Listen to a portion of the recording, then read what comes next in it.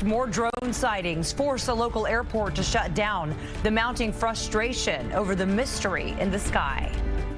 Good evening. I'm Jessica Moore. The number of drone sightings across the tri-state area has been growing over the last 2 weeks, with more than 3,000 reports in New Jersey alone. And with no indication the sightings are coming to an end, local and state officials are becoming increasingly impatient for answers. As Alicia Reed explains, they also want authorities to destroy any drones that may be considered a threat. It's smooth sailing at New York Stewart International Airport Saturday night, unlike the nearly hour-long delay the evening prior after a drone in the airspace stopped all flights. It's always a nuisance. Drones have been spotted throughout the tri-state since mid-November. The FBI says they've received about 5,000 leads since then. It's not good. Only about 100 have led to action by the FBI. In a statement, Governor Kathy Hochul says in part, this has gone too far. She's calling on Congress to pass a bill that will strengthen the FAA's oversight of drones and give select state and local law enforcement agencies the right to detect, track, or even destroy unmanned aircraft systems, or UAS. New Jersey Congressman Chris Smith plans to introduce legislation that would authorize training for state police across the country to track and take down drones. State police, probably a designated unit could be established, have real experts. Over 50 local, state, and federal partners have engaged in the investigation, including the FBI, DHS, and FAA. A rep from the Department of Homeland Security says they are confident many of the sightings are manned aircrafts that are being misidentified as drones. The FAA says it is legal to fly a drone during the day or at night, as long as it's below 400 feet and isn't causing a hazard. But restricting airspace is a problem, and that happened here. At Stewart International Airport, Alicia Reed, CBS News, New York. Stay with CBS News New York as the drone mystery continues to unfold. And a series of suspicious and unusual sighting of drones near U.S. bases in Germany has put policymakers and military officials on edge. Unidentified drones have been sighted over sensitive industry locations and the U.S. air base at Ramstein in Germany in recent weeks. This as per Der Spiegel news magazine. The magazine has cited a confidential report by German security authorities.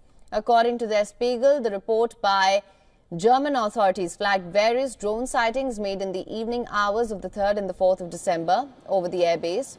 A security source told Reuters that the report on drone sightings over Ramstein was correct. The German Defense Ministry declined to comment on the report. German intelligence officers have also issued a warning that the nation is vulnerable to potential sabotage attempts due to its backing of Ukraine in its war with Russia. And recent security events at the military installations have heightened the concerns. Der Spiegel also reported unexplained drone sightings over locations belonging to German arms manufacturer Rheinmetall and a chemicals group. Unidentified drones were spotted over a U.S. airbase in Germany and sensitive industrial sites, including arms makers and chemical plants. That's according to the Spiegel news magazine, citing a confidential report by German security authorities. The report flagged numerous drone sightings made in the evening hours of December 3rd and 4th over the airbase. It's unclear who was flying the drones. And this comes as similar reports of unidentified drones have been made across the U.S., including New Jersey and Staten Island. Officials in Staten Island today called for the NYPD to investigate the sightings and are asking the federal government for more transparency when it comes to drones and unmanned aerial systems. Increased demands for the federal government to take action as the tri-state continues to see reports of mysterious drones. Today, New York Governor Kathy Hochul lashed out after Stewart Airport in Orange County, New Jersey, had to shut down last night due to a possible sighting. Lawmakers are calling it, quote, unreasonable and unacceptable, with the hands-off approach being taken. Here's Eyewitness News reporter Janice Yu.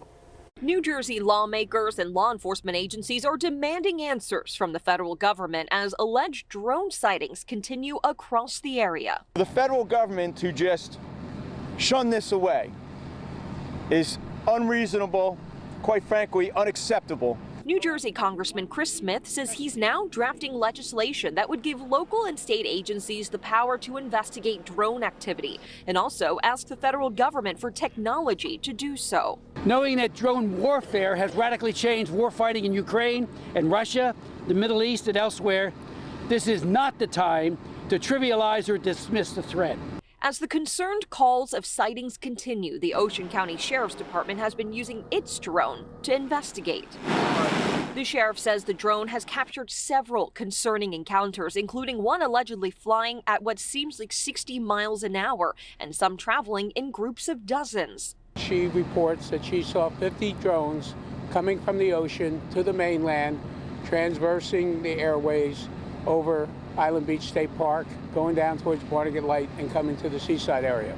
Meantime, in New York, Stewart Airport in Orange County was closed for about an hour Friday night due to a drone sighting. Governor Kathy Hochul is urging Congress to give power to state and local agencies. She said, quote, until those powers are granted to state and local officials, the Biden administration must step in directing additional federal law enforcement to New York and the surrounding region to ensure the safety of our critical infrastructure and our people. Senior administration officials said Saturday there have been 5,000 tips reported to the FBI regarding drones. Of them, less than 100 required further investigation. And while federal officials maintain there is no obvious threat, they admit that there are unidentified drones overhead in New Jersey. Officials also say there have been confirmed sightings of drones over the Naval Weapons Station Earl and Picatinny Arsenal in New Jersey.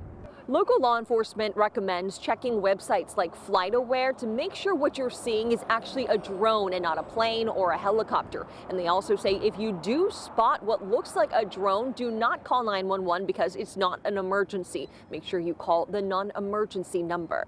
In Newark, Jane Desue, Channel 7 Eyewitness News. Breaking news, 5 people have died in shooting incidents in northern France, one at a migrant camp. A warning that the following footage shows the aftermath of one of the shootings, including dead bodies. Well, 2 of the victims were migrants killed at the Lune Plage camp near Dunkirk, and 2 further victims are understood to have been security personnel. The 2 migrants were Kurds who attempted to cross the channel today and were rescued by French authorities.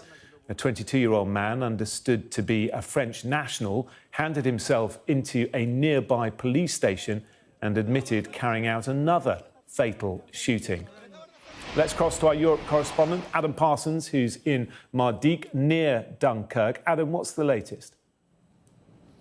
Yeah, an absolutely extraordinary series of events that started this afternoon with that shooting in a town a little way from the coast of a 29-year-old businessman, apparently shot in front of members of his family by this Frenchman, this 22-year-old, who then drove up to here, to this camp, stopped in his green vehicle, got out with what is described as a shotgun and fired what we were told was around 15 bullets, killing 2 people. Sky News has spoken to one of the people who was there when that shooting happened, who told us that the 2 people killed were called Hamid and Hadi, both of them 25 years old. They were Kurds who, one of them had sold his house to come here, who had attempted to cross the channel that day and had been rescued right in the middle of the channel, having fallen into the water, and had returned to this camp. Now, let me tell you, at the moment, you can see the emergency services are there. What you may not be able to see is that they've just brought in 2 private ambulances, we understand, to take the bodies of these migrants away to the mortuary. Now, clearly the police investigating what on earth happened here, but also subsequently this gunman killing two people described as security personnel. It's not clear at the moment whether they were police officers or potentially security guards from the nearby port. And then taking himself to a police station and handing himself in. We don't know why this person carried out these attacks, what motivated them, whether there was any link between the killing of the first person, the killing of the 2 migrants here, or the security personnel. The person, the witness that we spoke to, describes an extraordinary and harrowing succession of events when, having returned from this incredibly perilous sea journey to this camp, he said they were soaked to the skin, that they just collected some new clothes, saw this car come to a halt and saw the man come out with a shotgun. They thought he was going to fire warning shots into the air to try to scare them. Instead, he fired rounds towards them, We were told that one of these men was shot in the head. The other one received wounds. We're not clear where they were, but both of them died on the ground where they were standing. One other person appears to have had some rather superficial wounds, but it doesn't seem as if anyone else was seriously wounded. It would appear that this man, this 22-year-old Frenchman, described by our eyewitness as white and wearing glasses, had other firearms in the car when he drove off. We don't know at what point he then encountered these security personnel. But this comes against the background of two things. These camps are, from experience, volatile and violent places, but there is no suggestion at the moment that these migrants had any role at all in this attack other than being victims. The other background to this is that even though at this time of year, when it is cold, when the weather is unpredictable, there used to be a significant lull in the number of people trying to cross the channel. At this time of this year and maybe previous year, the numbers have remained high. And over the past 3 or 4 days, when the channel has been a little calmer, we've seen a great influx of people trying to get from here over to Britain. Just yesterday, there was a big rescue with around 100 people being brought back to shore. And this boat, these migrants were on today, started off with 85 people leaving shore. About 50 of those were rescued, and the remaining 35, including the 2 subsequent victims and the 2 people they were travelling with, got to the centre and then said that the boat simply sank. They were in the water when they were rescued. Matin, the man that we spoke to who described this, said to us that he had seen death twice, once in the water and then once again here. He described seeing these 2 people who he got to know over the past month in this camp die in front of him. And he said that what he saw was the angel of death appearing in front of his eyes. It is a devastating account of what at the moment appears to be a completely dreadful attack carried out by this 22-year-old Frenchman in 3 locations, leaving 5 people dead. Cooler weather and diminishing winds Friday helped fire crews gain the upper hand against the Franklin fire burning in Malibu. The fire has scorched more than 4,000 acres. It is now 35% contained. 19 structures have been destroyed and 19 others have been damaged since the flames broke out late Monday night. Evacuation orders have been lifted and road access has now been expanded as residents return home. Authorities are urging the community remain vigilant. As of this morning, we still do not know what caused the Franklin fire. We see our fair share of severe weather right here in northwest Arkansas and the River Valley. California saw a rare tornado. This is footage from Scotts Valley, California, which is about 67 miles south of San Francisco. And it looks like our tornado passes over a parking lot. The fire department says 4 to 5 people had minor injuries and 2 people were taken to a nearby hospital. About 20 cars were damaged, as well as several trees in the area. I don't know where Scotts Valley is. It's right here. It's just right under San Jose and around that Santa Cruz area. So this area was under a severe thunderstorm warning a little bit earlier before that tornado hit. The National Weather Service is still investigating it, but they did release some preliminary information and they are calling this an EF1 tornado. And there was just enough instability in the air and warm weather as well, and also some moisture to create this tornado. They had some winds peaking up to 90 miles per hour at times. And get this, it's the first time ever that San Francisco was under a tornado warning. Check out this video from eyewitnesses captured today. Let's go home. Let's go home. Dramatic new videos capturing the apparent tornado in Scotts Valley and Santa Cruz County. This funnel cloud seen from afar and up close. The wind so powerful, debris seen flying in the air. This video showing the scary scene unfold in a shopping center parking lot.